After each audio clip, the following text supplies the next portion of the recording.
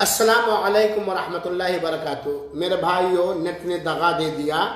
بات چل رہی تھی کہ دوسروں کی ضرورت پوری کرنے کی فضیلت، اہمیت اور اس کا اجر و ثواب۔ انہی میں سے ایک بات یہ چھڑی تھی کہ اگر کوئی شخص چاہتا ہے کہ اسلامی سماج میں اتحاد اور اتفاق پیدا ہو جائے، اپنے خاندان میں اتحاد اور اتفاق پیدا ہو جائے، اپنے گھروں کے سارے ممبرز، اپنے سماج کے سارے افراد باہم سیسا پلائی ہوئی آہنی دیوار بن جائے، متفق اور متحد ہو جائے تو سب کے کام آئے، سب کی ضرورتوں کی تکمیل کرے۔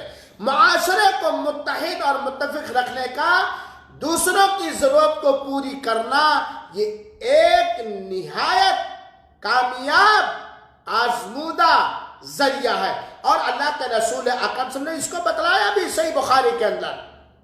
ہم چاہتے ہیں ہمارے خاندان میں، ہمارے گھر میں، ہمارے سماج میں، مسلم کمیونٹی میں، سوسائٹی میں، ہمارے مدرسوں میں، ہماری مسجدوں میں، مسلمانوں کے درمیان، علماء اور عوام کے درمیان، سارے لوگوں کے درمیان اتحاد رہے، اتفاق رہے، غمگساری رہے، پیار و محبت رہے، اقدار کی عزت و احترام رہے، تو اپنے سماج کے لوگوں کی ضرورتوں کو حسن نیت سے اور اللہ تعالیٰ سے صلہ اور بدلہ حاصل کرنے کے لیے ان کی ضرورتوں کو پوری کیجیے۔ میرے بھائیوں اور ساتھیوں، صحیح الجامع کی روایت حدیث نمبر 176 سے پتہ چلتا ہے کہ وہ لوگ، اللہ توفیق بخشے، وہ لوگ جو دوسروں کی ضرورتوں کو پوری کرتے ہیں، ایسے لوگوں کو اللہ تعالیٰ پل صراط پر ثابت قدم رکھے گا۔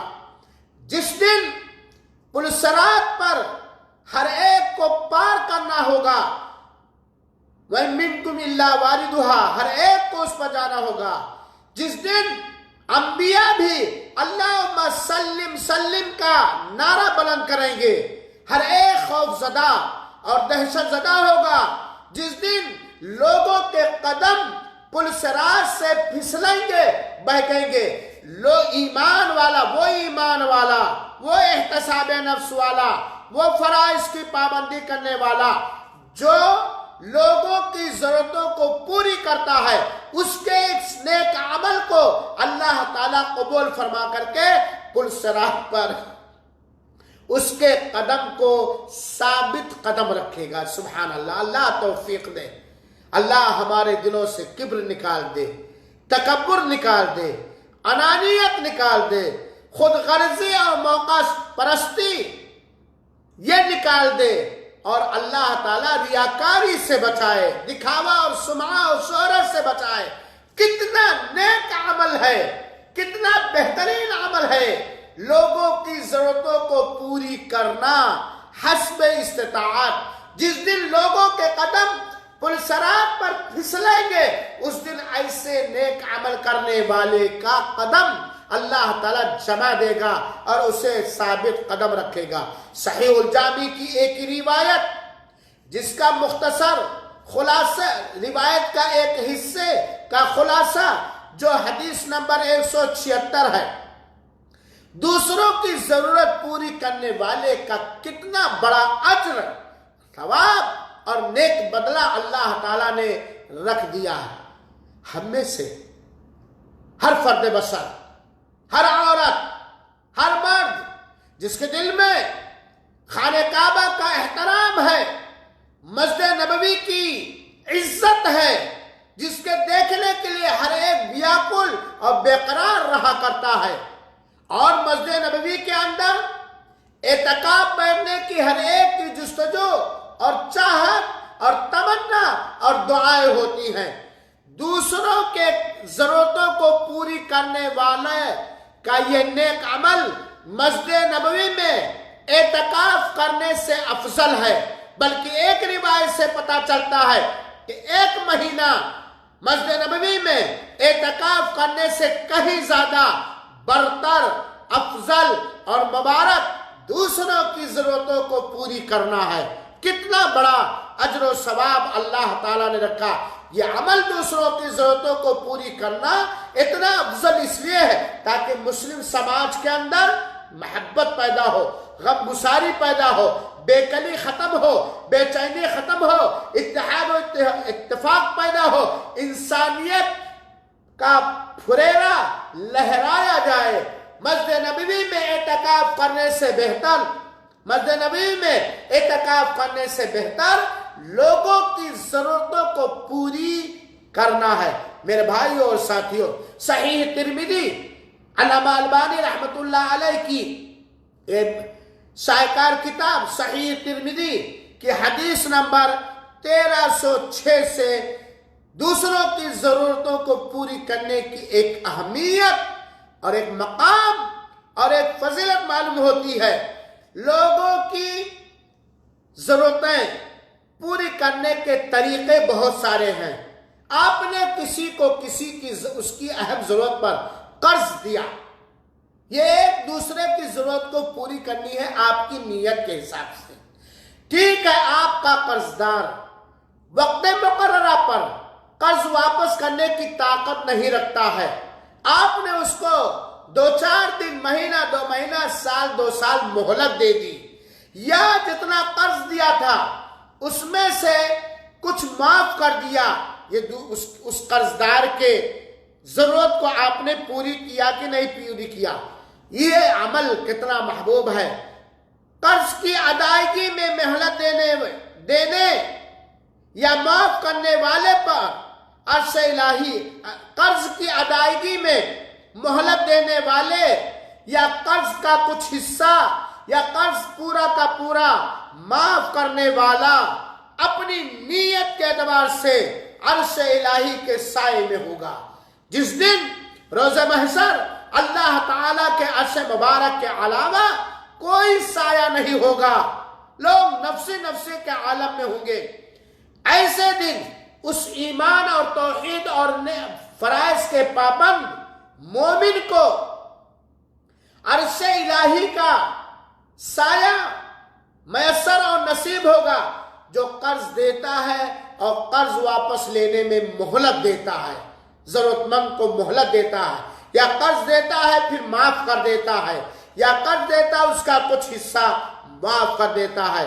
اسی طریقے سے صحیح مسلم کی ایک روایت حدیث نمبر 160، اللہ تعالیٰ اس آدمی کے مصائب میں، مشکلات میں، پریشانیوں میں مددگار ثابت ہوتا ہے جو دوسروں کی ضرورتوں کی تکمیل کرتا ہے اور دوسروں کی ضرورتوں کو پوری کرتا ہے۔ میں نے کہا تھا، کرو مہربانی تم اہل زمین پر، اللہ مہربان ہوگا عرش پر۔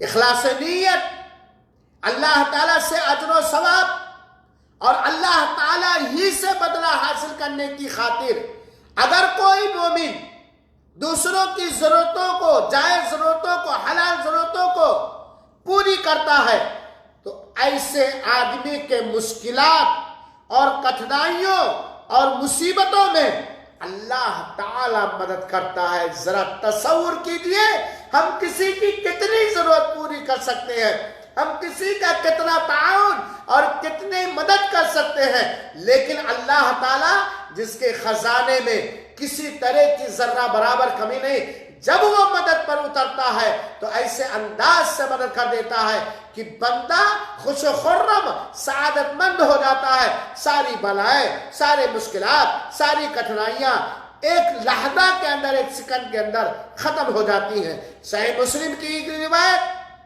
حدیث نمبر 1563، دوسروں کی ضرورتوں کو پوری کرنا روز قیامت ہولناکیوں سے بچنے کا سامان ہے۔